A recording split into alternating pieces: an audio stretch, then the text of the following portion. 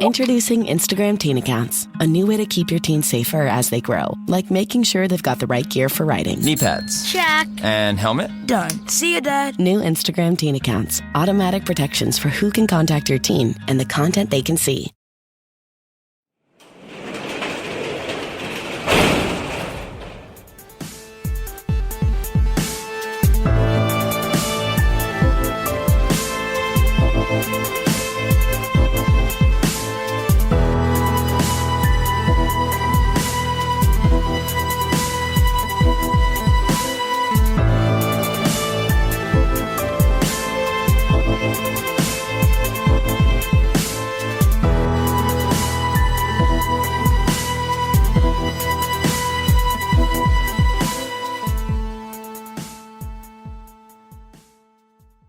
Welcome to True Crime Garage. Wherever you are, whatever you are doing, thanks for listening. I'm your host, Nick, and with me, as always, is a man that's never late to a great garage party. He is the captain. 2 drinks in, and I'm playing with my lightsaber. It's good to be seen, and it's good to see you.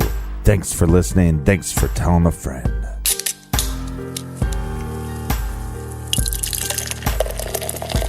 Tonight, we are drinking Dimwit by the good, hardworking men and women at the River City Brewing Company. Garage grade 3.5 bottle caps out of 5. This is a great wit beer. It's citrusy, light, and warm.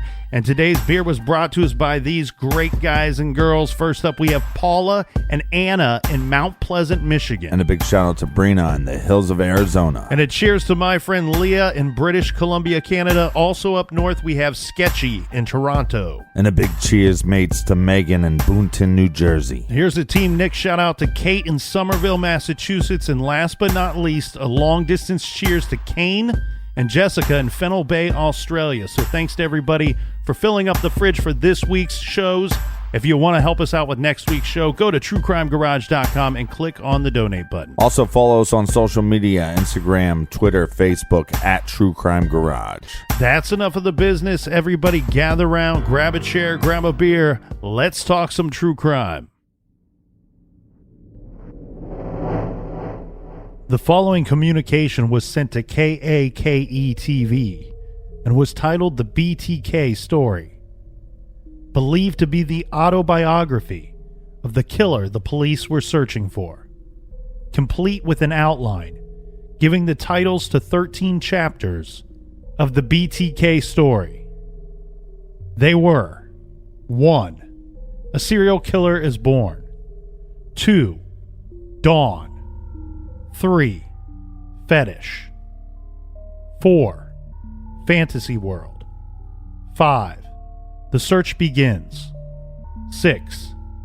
BTK's haunts. 7. PJs. 8. MO ID ruse. 9. Hits. 10. Treasured memories. 11. The final curtain call. 12. Dusk. 13. Will there be more?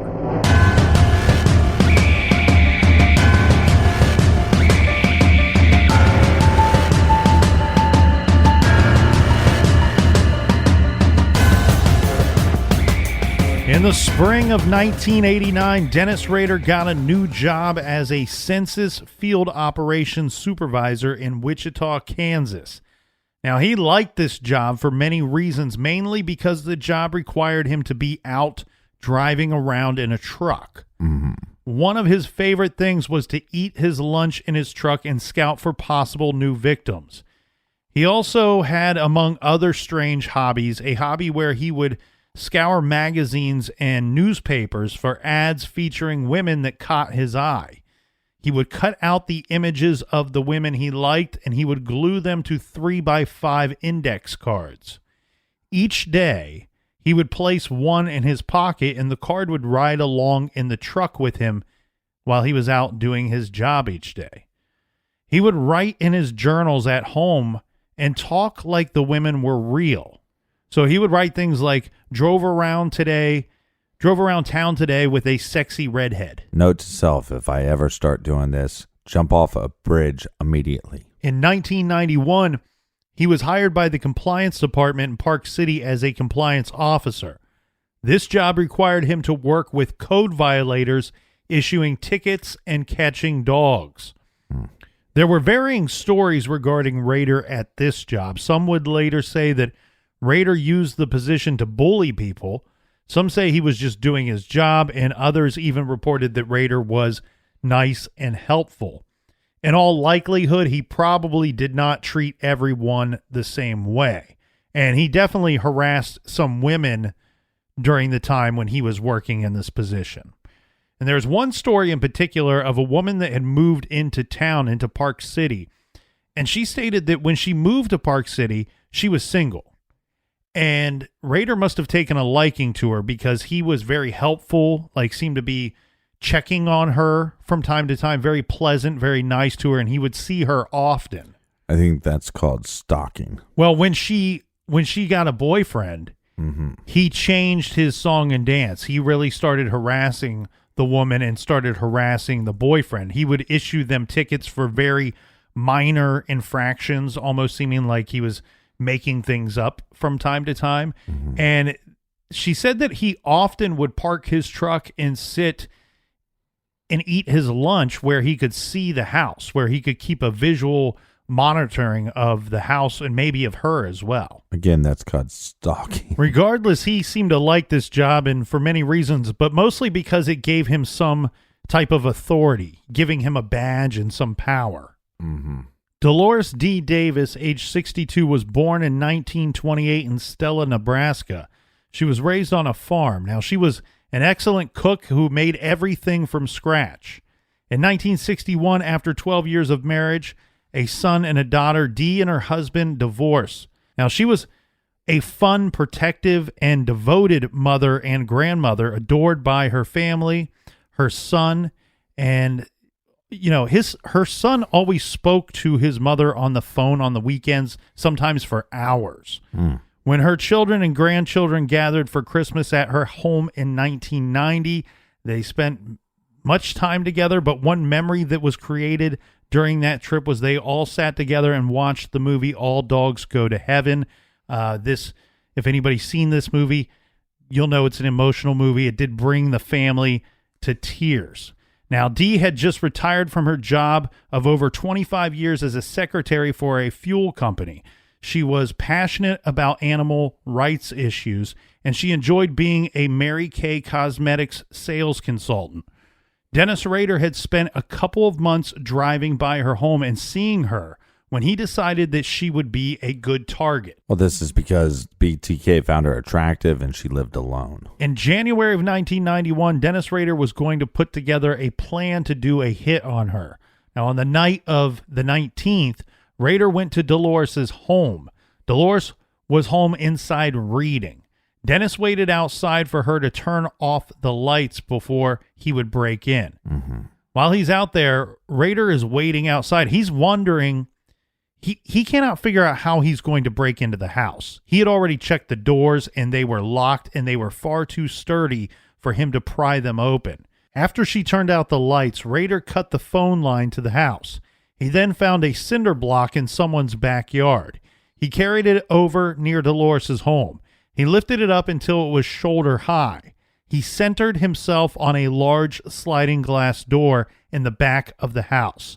Rader launched the heavy block into the air and through the window, instantly shattering the glass.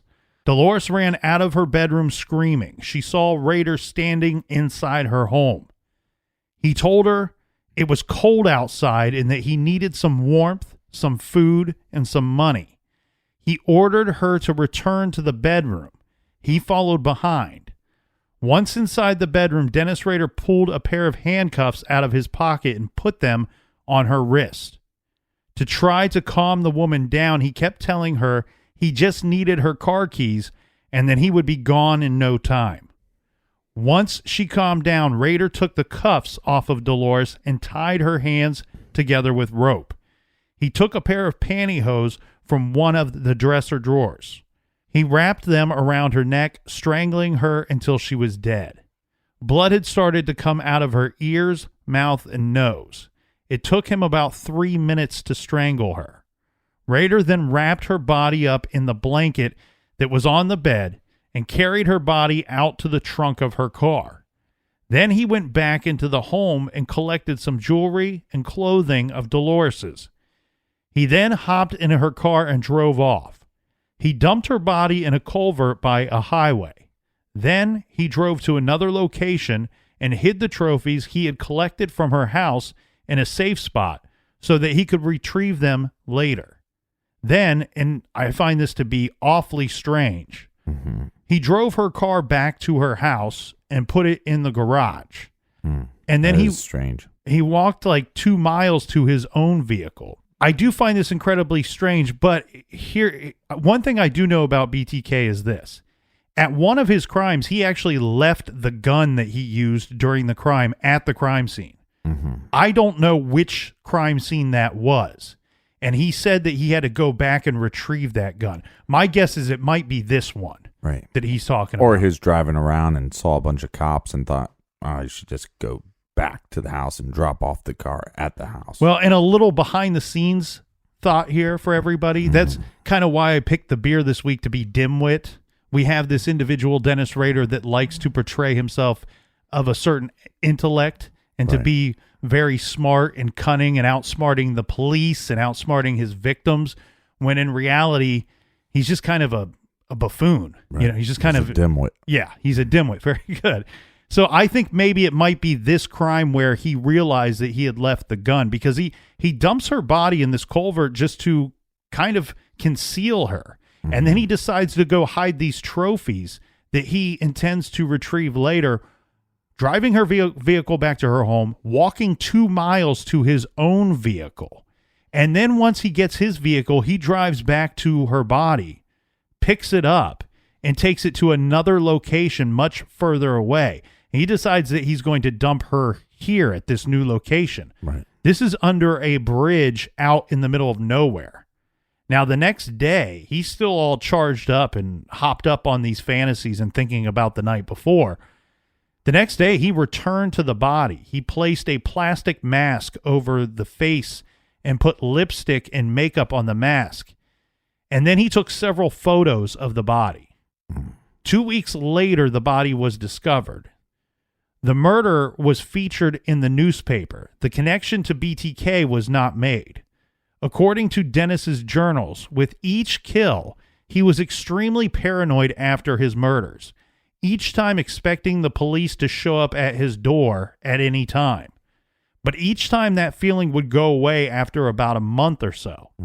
And after the paranoia left, each time, then he would be back out trolling for victims again. This murder took place in 1991, but we're not going to hear from the BTK because he goes dark until 2004. Yeah, the whole time, I guess, living his life, doing normal things, more normal things. However, it would be, what brought this on, I believe, is in January of 2004, the Wichita Eagle ran a story on the 30-year anniversary of the BTK case. 2 months later, in March of 2004, a letter arrived at the newspaper.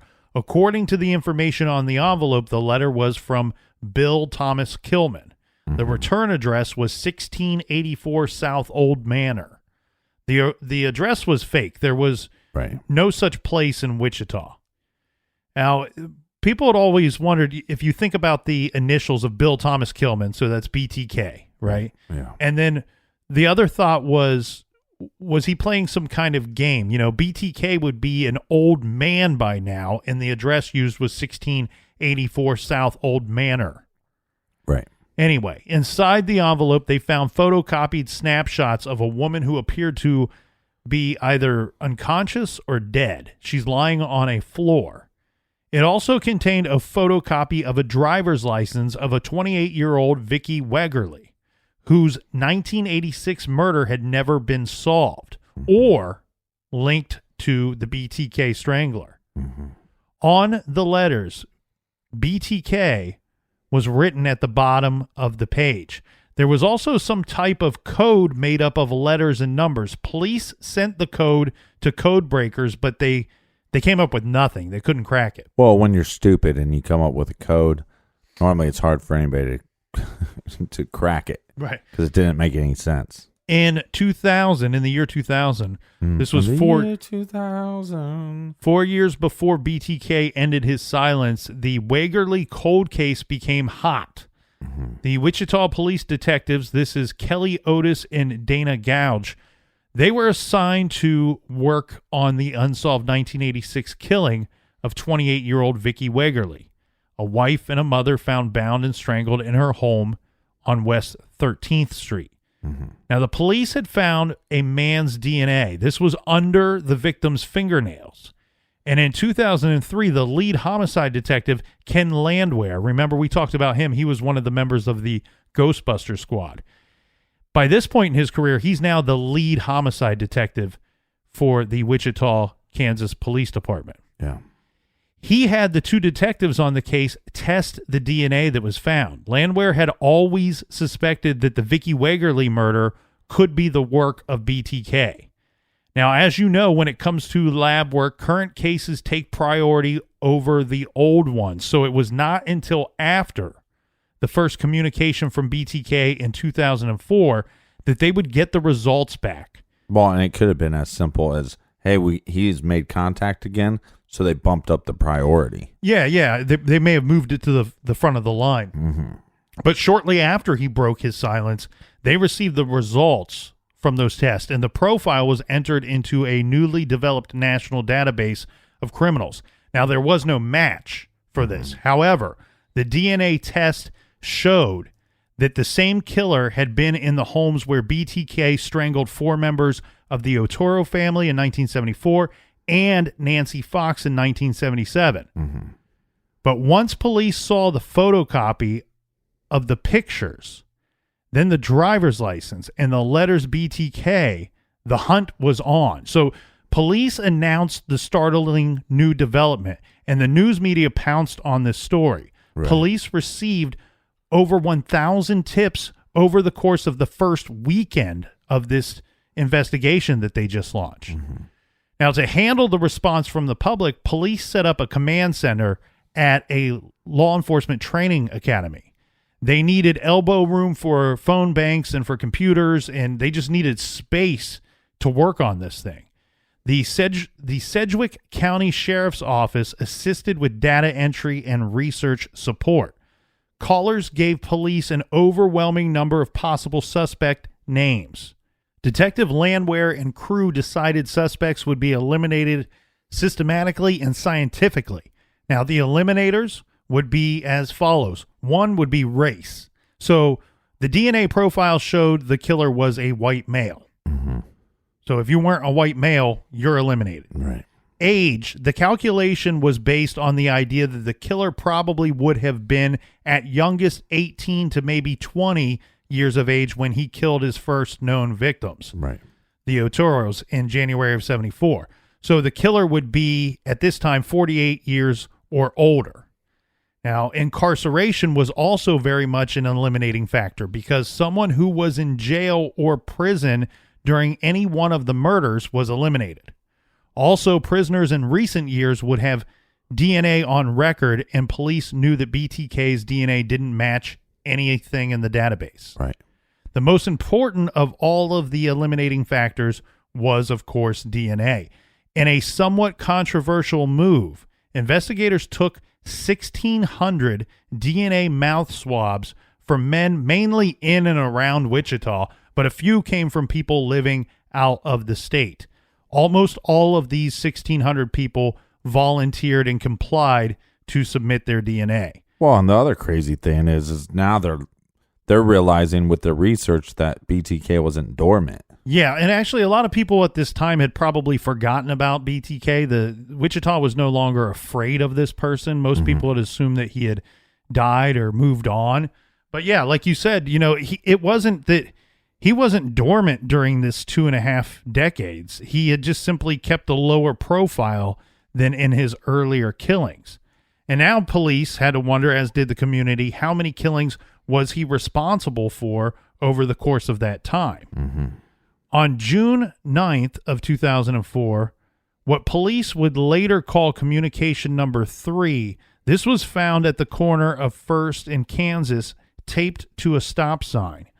One of the documents in the package graphically described the Otero family murders. Also, there was a drawing of a nude female bound, gagged, and hanging from a rope.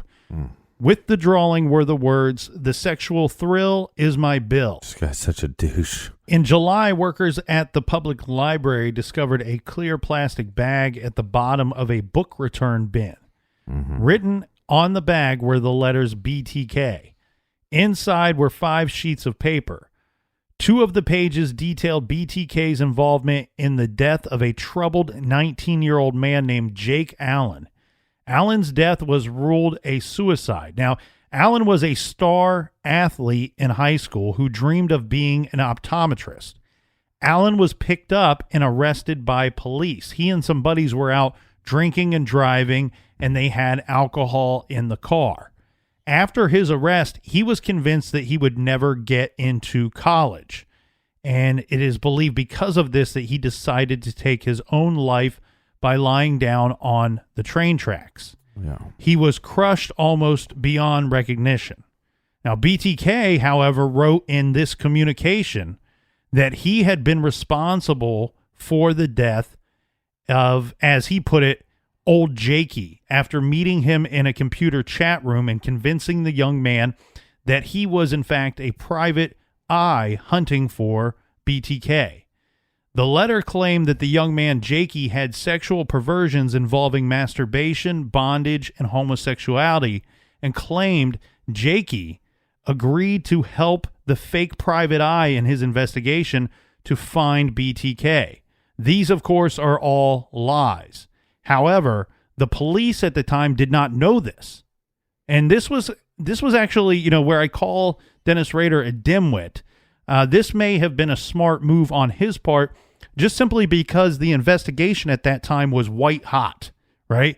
And this is Dennis Rader throwing a wrench into that well-oiled machine, because then the police spent weeks focusing in on Jake Allen, conducting interviews, sifting through his computer, investigating if he was the latest BTK victim.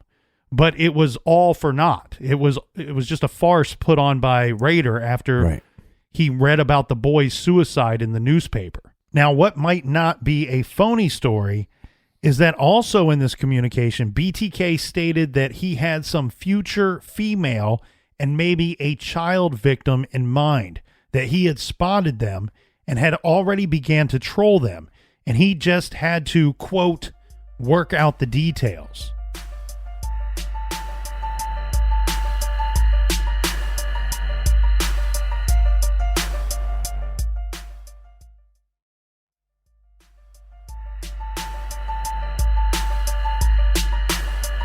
All right, cheers, mates. We're drinking the dimwit. Let's get back to the dimwit. Cheers, Captain. It was in October that BTK reached out again. What we're seeing here is a frequency. He can't control himself at this point. Right. He's enjoying this communication back and forth too much at this point. Mm-hmm. This communication was found in a UPS drop box by one of their drivers. Again, it was a plastic bag with the initials BTK on it. Inside were 3 note cards, and on them were what BTK called his uno dos tres theory, stating that the world of the BTK is based around the number 3 and triangles. Douche. I could go into this.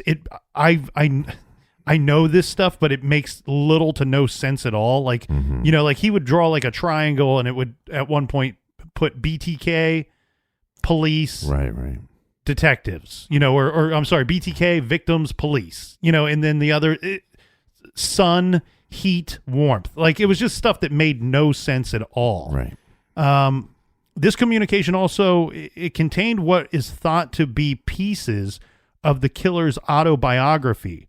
And as usual, this was full of errors and misspellings. It was now, and we kind of talked about this. We don't know if he was just an idiot and he had misspellings or had errors, or if he did this on purpose to like throw off the scent. Yeah. So Do you want me to kind of fast forward a little bit since we're on that subject? Yeah. So, yes, you're exactly right. The FBI warned the local police department to not fall for what could be what is commonly used when these guys make communications is a lot of them will purposely misspell things or they'll have grammatical errors. In this case with BTK, that was the thought. Right. That was the thought during the time of the investigation. After he was caught and after he was wrote out his own confessions, they saw those same. The guy couldn't spell and he couldn't write. Well, he might have had some form of dyslexia. Problem. Which would probably make him feel self-conscious, which would probably lead him to want to feel powerful. Yeah, I laughed there, but I only laughed there because I actually think maybe he's just more impulsive and less in control of himself than he thinks that he is. Right. And that this bad spelling thing is something that has always been a part of him. Right. Now, speaking of communications, the next communication was as the others were strange. This was a strange one, and they seemed to be getting more and more strange as they were getting more frequent. This time, it was a cereal box that was found inside the cereal box. They found jewelry from one of his victims and a little doll, like a Barbie doll. Mm-hmm. And the Barbie doll had bindings on it. And it was tied by the neck to a little piece of pipe. Mm-hmm. The box also contained a note card asking a question. Had the officers received number 7 from the Home Depot parking lot? The answer to that question is they had not. So here's what he's doing. Okay. He's kind of numbering his communications, right? Like he named himself, now he's numbering his communications. He's not technically numbering them, but this would be the 7th communication that they received in 2004. And he's saying, wait a second, did you receive number 7 from the Home Depot parking lot? Right. So 7 in the same year. Yes, 7 in the same year. I just want to be clear about that. Right. So what I'm getting at is this would be the 7th communication that they had received. It's the 8th one that he has sent to them. Mm-hmm. He's asking them, did you get number 7? Because he knows that sometimes they receive these things and they don't tell anybody. Right. His whole thing, that his whole ritualistic attitude here is he has to have that broadcasted. He has to get the notoriety for these communications. He has to see his name in the paper. Right. And because he didn't, he wants to know, well, did you receive that and you're just keeping it quiet, or did you not find it? Right. Well, they had not received this. And the way that this worked out was they go to this Home Depot and they're looking around. They search the store inside and out. They can't find anything from BTK. They can't find any form of communication. No, it should be pretty obvious once they find what they're looking for, because he almost always puts the initials BTK on the communications. So what they do is they get a bunch of the surveillance tape from the parking lot from the Home Depot.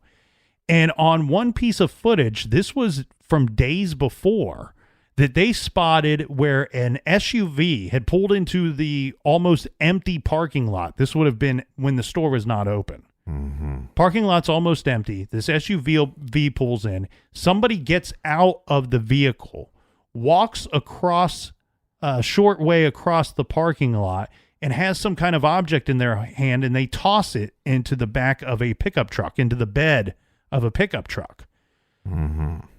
The crazy thing here, though, Captain, is the detectives. We have Landwehr, who's been working this case for almost 20 years. We have all these other detectives that have been hunting this madman. Could you imagine?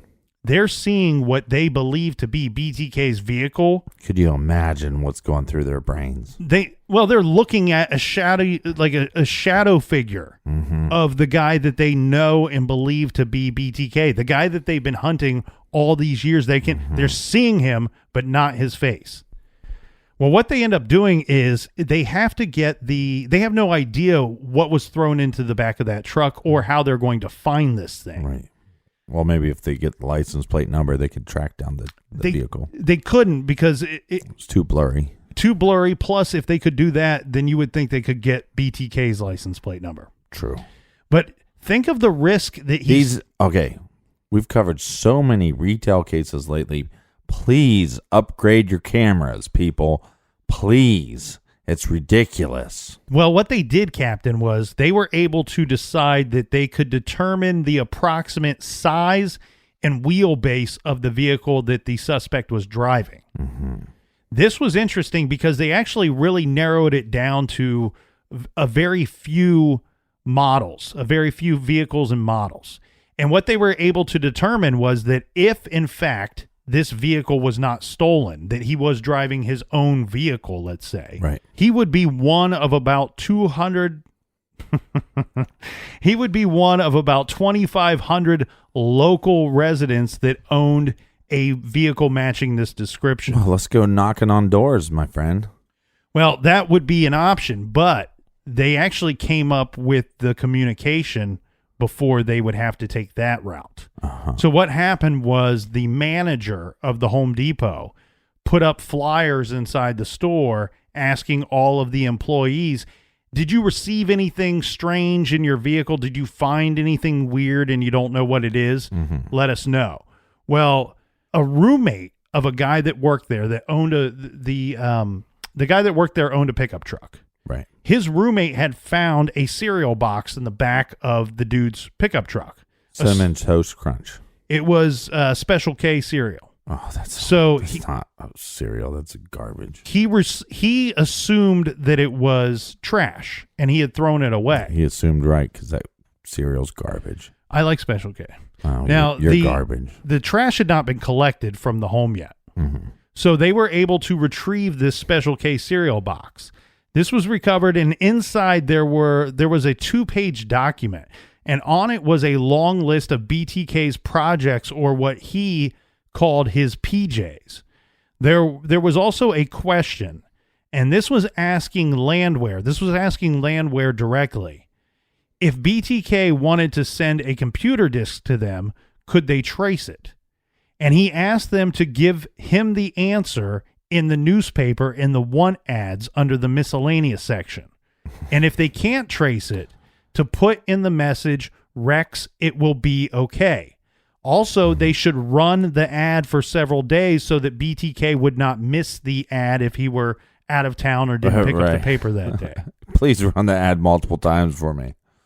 This was weird because now we have Rader wanting to start communicating by sending them floppy disk from computers. And for the first time, BTK is asking the police a question. This is a dumb question. Rather than just kind of directing the conversation and telling them whatever he wants. When your teacher tells you, when they stand up in front of the classroom and they say, students, there are no dumb questions, you say, yes, there is.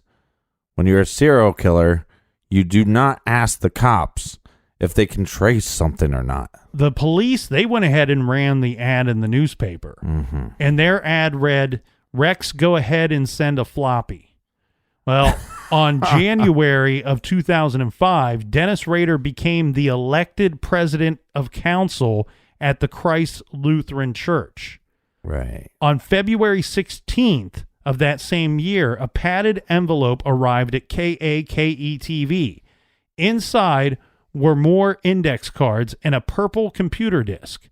The disk was turned over to the police analysts. The disk contained one message, and the message said, "This is a test. See note card for further instruction." The note card said that any communication going forward from the killer would have a number on it. That way, if one was lost, they would know. Yeah, or if somebody else was writing to them, pretending to be the BTK, that they wouldn't get mixed up. It only took the analyst a few more minutes to pull the information that they were searching for. This revealed that the author of the test message was someone named Dennis, and the owner of the computer was the Christ Lutheran Church. Now, this is going to sound completely crazy for somebody that you've looked for 20 years. I mean, and when you factor all involved, you're talking about this was over a 30-year manhunt for this guy. Right. So what did they do? They did a quick Google search. And this quick Google search told the officers that Christ Lutheran Church was located in Park City. Right. And that a one Dennis Rader was listed as the church's president. They put surveillance on their subject, but they didn't jump on him and arrest him right away. They wanted to make sure that they had good, solid evidence on this guy to connect him to BTK before the arrest. Landwehr wanted DNA from Rader to tie him to the DNA that was found at multiple crime scenes where BTK had killed. Right. But how were they going to get Dennis Rader's DNA without tipping him off? Well, this is wild. So they start doing some digging on Dennis Rader, his background, and his family. One thing that they discovered is that his daughter, Carrie, had attended the University of Kansas State. While she was there, she had been treated or received some kind of, checkup or treatment at the health clinic there. Yeah. They took her DNA. Yeah. So she was no longer a student there. She had graduated before, but they still had things that they believed that they could pull DNA from. So they get a court order and they go to the Kansas State University. They find these items. They get a court order to test them for DNA. And what they discover is that it tested positive, that the DNA that they tested was the daughter of the killer that they knew to be BTK. Oh, good. Because I just hate this guy. Yeah, you and the rest of the world, right? He's just, I hate him. So the task force that we have, they were worried that somehow the media might learn of Dennis Rader before they could arrest him. This was a concern because this had actually happened before. This was when they had a guy that they liked as BTK. His name was Roger Valdez, and they wanted to get DNA swab from him. He was one of the few people that didn't really want to comply and give them the DNA swab, and it was because through the media, he had heard that he was considered a prime suspect at the time. So they had a leak somewhere amongst this task force. They were worried, would this be leaked to the media and Dennis Rader catch wind of this? So they're going to have to move a little faster than they wanted to. However, for Rader, what the police wanted to do was map out precisely and coordinate a plan to simultaneously arrest him, search his home, other key places, and contact and interview his relatives all at the same time. So what they did was they organized 215 officers and agents were assembled to take this on. Well, that's a lot of money. A lot of this was mostly for the searches that were going to be done. Right. So now they were going to use Dennis Rader's schedule against him. Rader was predictable, and the detectives knew this from following him over the course of that surveillance. They knew what time he went to work. They knew what time he came home for lunch every day, and so on and so forth. Now, the police knew that Rader always left his office at 12:15 p.m. and arrived home for lunch to have lunch with his wife at 12:18 p.m. each day. 3 minutes. As Rader drove onto Frontage Road, this is off of 61st Street in Park City, an unmarked police car stopped him. There were plenty of guns drawn on him. An officer dragged him out of his truck. Now, at that point, the officers would later say, at that point, we're dealing with an individual we believe committed 8 homicides. So we were taking no risk. We knew that he had used guns before and in previous crimes. So they drew guns on this guy. They took no risk. Now, Rader was handcuffed and he was searched. Moments later, Rader and Landwehr, the guy who had been hunting him for 20 years. Wait, did he have one of those little creepy cards, those little flash cards he made? I wonder if he had one of those on his person at that time. I don't know. Was he driving around with a redhead? That's interesting if he still had that hobby at the time. Weirdo. But now we have these two individuals. We have the monster and the guy that's been hunting the monster for 20 years. They're finally face to face with each other, and they're they're saying hello to one another. They're calling each other Mr. at this point in the back of the police car. I'm not calling nobody Mister. Police audio taped the arrest from the car and used in the transport of Rader and took aerial photographs from a helicopter as well. Right. They stated that Dennis Rader was breathing hard during this time, as were the officers, and later Landwehr would go on record saying, "I cannot tell you how much fun it was to finally take this guy down. It was a great day for everyone in law enforcement." Now, Bob Morton, who was a FBI behavioral analyst, and Detective Landwehr, they were the ones that would conduct the initial interview with Dennis Rader. The idea here, Captain, was that Rader would respond to Landwehr because he knew who he was. He knew him by name. He knew he was active on the BTK case for so long. Right. And Bob Morton, being from the FBI, well, this would boost Dennis Rader's ego during the course of the interview. Then the teams of detectives interviewed Rader about the cases that they had been assigned to. So we have all these murders, all these homicides. We have other detectives working some of these. Now, that we had some detectives during the interviews, the only thing they spoke to Rader about was his communications with KETV, Right. with law enforcement, and so on. And the sheriff's personnel, they approached him about the Marine Hedge and Dolores Davis homicides. Now, you have to keep in mind, the sheriff's department had to work these two homicides because they took place outside of Wichita City. And not only that, they were abducted from another location and then dumped elsewhere. So how long did they interview this creepo? For 32 hours, they interviewed Dennis Rader. And during that time, they actually encouraged him to sleep, but he wouldn't. He did nap a couple of times, very briefly, but they wanted him to get a good night's sleep, and he did not want to. He wanted to talk. It was about 3 hours and 15 minutes into the initial interview when Rader looked at Bob Morton, the FBI agent, and Morton said to him, "Say who you are." And Dennis Rader answered, "I'm BTK." Now, Rader's own DNA came back as a match about 12 hours after the start of the interviews. Right. He had learned that investigators by this time had already had his daughter's DNA and had linked that to him and to BTK. And so according to Detective Landwehr, at this point, Rader has figured out that he has been put in a corner. And he kind of, once that comes out with the DNA and once he realizes this is what's going on, right, after about 12 or 13 hours into the interview, he's going to start telling them everything. I mean, everything. Right. And to the point that he was even trying to describe to them that code. Remember that code that they couldn't figure out? Yeah, the shitty code. Yeah, he was trying to tell them that the letter that he mailed to the Eagle in 2004, what he had used was German fractional code that he claimed that he knew from his military background. And remember, they sent it and nobody could crack it because the code actually made no sense. He got it wrong when he tried to remember it. And his damn dyslexia getting in the way again. Well, in the interview process, he tried to prove them wrong, trying to recall the code himself, which he couldn't. Dimwit. Another interesting thing, though, here, Captain, was that during the course of the interview, Rader repeatedly tapped on the computer disk.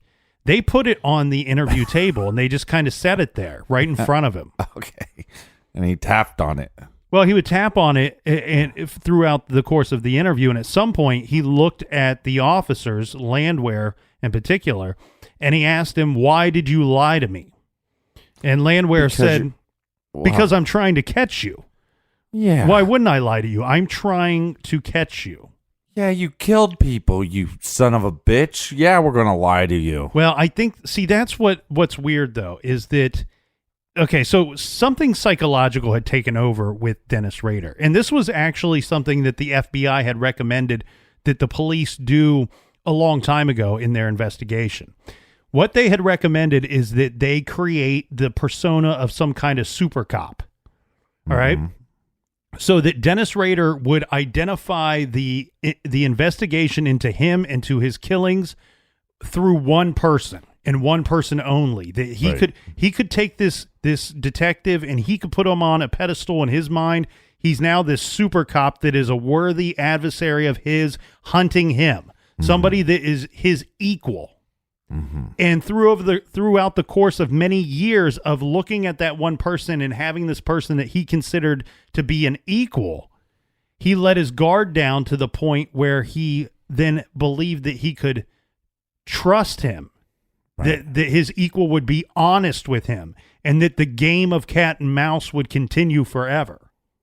Well, that wasn't going to be the case, obviously. Right. And the FBI did say that they believed with somebody, and they always believe this usually when a killer is willing to communicate multiple times with the media or law enforcement, is that usually they will lead law enforcement to themselves. They will get themselves caught because their ego and because of their need to make these communications. Now, Rader did voice concern about how his arrest would affect his family, his church, and the city of Park City. When teams of investigators told Rader's wife and his grown son and daughter about his arrest, they were in disbelief. They had no idea that their husband or father was this monster. They did exactly like they said they were planning to do. Remember, we said that they brought in 215 officers because they wanted to search his, all at the same time. They wanted to arrest him, search his home, interview his relatives, and they did that. And some of them didn't even live in Wichita, Kansas. So what they did was they distributed officers out to those locations. They sat there and waited, and at that specific time, between 12:15 and 12:18 on that day, those officers were to go and bust into the home, knock on the door, do what you got to do. You need to be in these locations all at this same time. On March 1st, 2005, Rader's bail was set at $10 million, and a public defender was appointed to represent him. On May 3rd, the judge entered a not guilty plea on Rader's behalf, as Rader did not speak at his arraignment. However, on June 27th, which was the scheduled trial date, Dennis Rader changed his plea to guilty. The thought here was that he would save his family some anguish and shame of going through the details of the crime. That was not to be, because he was forced to describe the murders in detail during he was ordered to give a full confession, basically. Now, could there be some murders out there that he didn't confess to for some reason? Possible. It's possible. I doubt it. Like you said earlier, it seems to be that he wants the credit. Let's say that's a terrible word, but that's what he wants. He wants the credit for his actions and for what he thinks to be some kind of career or some kind of great work that he believes that he did. Now, during and I'm sure some people have seen this by now, you can actually find the full confession online. I believe it's like 48 minutes long. It's awful. It's very tough to listen to because he doesn't seem like he gives a shit. He seems like he's kind of giving the weather report to somebody when he talks about these crimes. One thing that I know that really sickened the family, his direct family, especially his daughter, was that, one, they didn't believe he was guilty until the next day when they found out, well, he confessed to police. Right. And they're like, and the DNA matches. Right. Well, they're like, crap, he did really do this. And then once he's in court, when he's going over the description of these murders, a lot of people thought that he may have purposely droned on about the murders of the two children. Most of his victims were adults, and a lot of people seem to think that he hovered around that a little longer than necessary. Maybe he took some kind of pleasure in talking about those specific murders out of the whole group. Murders. Yeah. So he offered no apologies during the course of this confession. And at Dennis Rader's August 18th sentencing, victims' families made their statements, after which Rader did apologize in a rambling 30-minute monologue. Dennis Rader was sentenced to 10 consecutive life sentences with a minimum of 175 years to be served. Kansas had no death penalty at the time of the murders that he committed. So he is in solitary confinement with 1 hour of exercise per day and gets to shower 3 times per week. And guess what that makes him? What? One stinky piece of shit.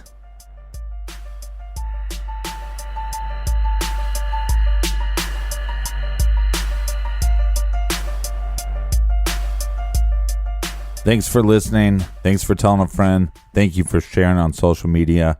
We would be nothing without you. We'll be here back in the garage next week, and we want to see all of you here as well. Until then, be good, be kind, and don't litter.